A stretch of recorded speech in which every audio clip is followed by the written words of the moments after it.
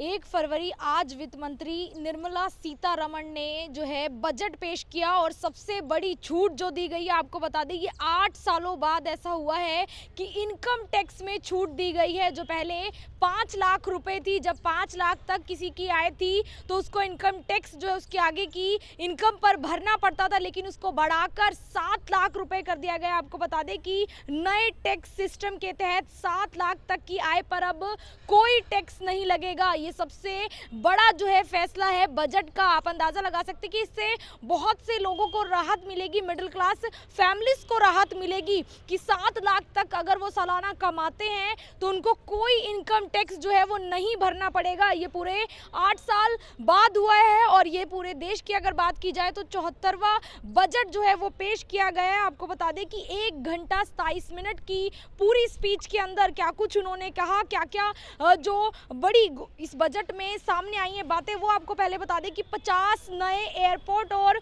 Helipad बनाए जाएंगे। ये देश के लिए बहुत बड़ी गर्व की बात है कि 50 नए एयरपोर्ट और हेलीपैड बनाए जाएंगे। और सबसे बड़ी जो गरीबों को राहत दी गई है वो ये है कि जो योजना शुरू की गई थी, मुफ्त अन्न योजना जो थी, जो लगभग 2 सालों से चल रही थी, जब से जो है कोविड के दौरान जिसको शुरू किया गया था, वो 1 साल के लिए और बढ़ा दी गई है। यानी कि अभी जो अनाज गरीबों को मिलेगा वो 1 साल तक मुफ्त मिलेगा, उसके लिए भी कोई जो रुपए है वो नहीं देने पड़ेंगे। 1 घंटे 27 मिनट की ये पूरी स्पीच थी, जिसके अंदर युवाओं के लिए 30 इंटरनेशनल स्किल सेंटर बनाए जाएंगे। रेलवे के खर्च के लिए जो है 2,40,000 करोड़ रुपए जो हैं वो दिए गए हैं और एमएसएमई को 9,000 करोड़ की क्रेडिट गारंटी जो है वो दी गई है। और इसके साथ साथ जो बड़ी बातें हैं वो आपको बता दें, इससे जुड़ी जो बजट की बड़ी बातें सामने आई है, सबसे बड़ी जो अपडेट वो यही है कि 5 लाख तक की जो इनकम टैक्स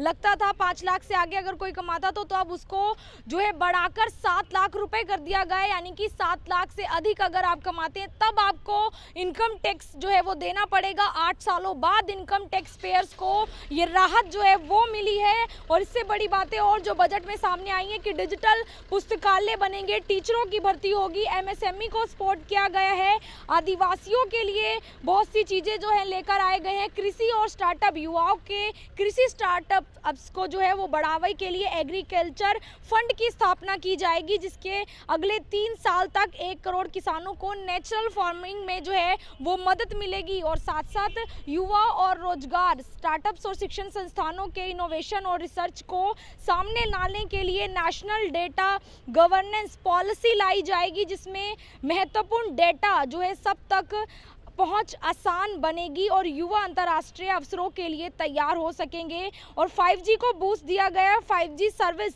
पर चलने वाले ऐप जो है वो डेवलप करने के लिए जो इंजीनियरिंग संस्थान है उसमें 100 लैब बनाई जाएगी। ये पूरा जो है कहीं ना कहीं बजट है जिसके अंदर बहुत सी चीज़ें सामने आई हैं। देश का अब तक जो है 74 बजट पेश किए जा चुके हैं। इसके अलावा 14 अंतरिम बजट पेश किए जा चुके हैं। 4 विशेष बजट या लघु बजट पेश किए जा सके, लेकिन एक बड़ी राहत मिली है टैक्स पेयर को। जो सबसे बड़ा जो बजट के अंदर ऐलान हुआ है वो यही है कि अब 7 लाख तक की इनकम अगर आपकी ईयरली है, सालाना है, तो आपको कोई टैक्स नहीं भरना पड़ेगा। पूरे 8 सालों बाद जो है ये राहत मिली है। इसके साथ जो वित्त मंत्री ने इसको लेकर जो स्पीच दी है वो आपको एक बार सुनाना चाहेंगे कि क्या कुछ जो है उन्होंने कहा है। The first one concerns rebate. Currently, those with income up to 5 lakh do not pay any income tax in both old and new regimes.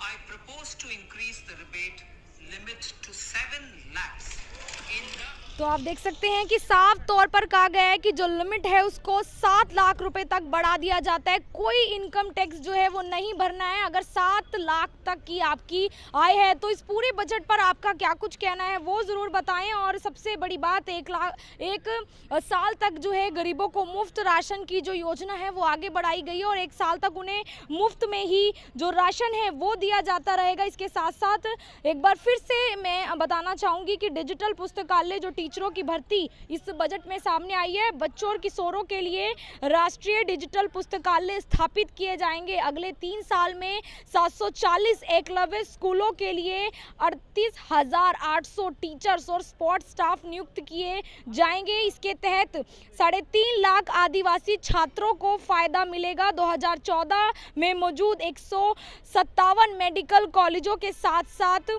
जो है 157 नए नर्सिंग कॉलेज खोले जाएंगे। एमएसएमई को किस तरीके से सपोर्ट किया जाएगा? कोरोना से प्रभावित हुए छोटे और जो बहुत छोटे जो है उद्योग होते हैं उनको राहत दी जाएगी। विवादों के निपटारे के लिए स्वैच्छिक समाधान योजना लाई जाएगी। लंबी प्रोसेस के बिना ही विवादों को सुलझ जाएंगे और व्यवसाय के लिए पैन नंबर का इस्तेमाल सभी डिजिटल सिस्टम के लिए पर्याप्त होगा। एमएसएमई को 9,000 करोड़ रुपए की क्रेडिट गारंटी दी जाएगी।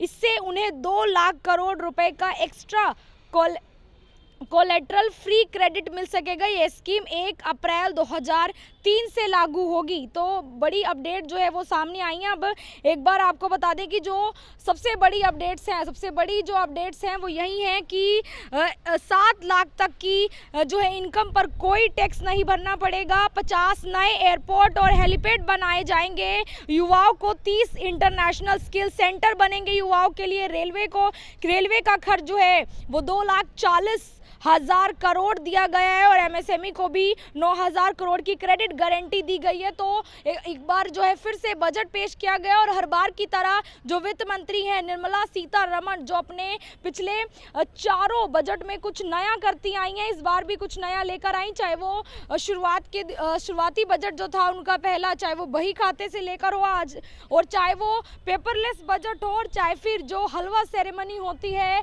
बजट पेश करने से पहले वो हो जो कोरोना काल में नहीं हो पाई थी। तो कहीं ना कहीं अपने आप में एक बड़ा बजट इस बार रहा है और जिसके अंदर मिडिल क्लास और गरीबों को राहत जरूर दी गई है। लेकिन इस पर आपकी क्या कुछ राय है वो जरूर बताएं। अपील रहेगी इस वीडियो को आप ज़्यादा से ज़्यादा शेयर करते रहें। ये तस्वीर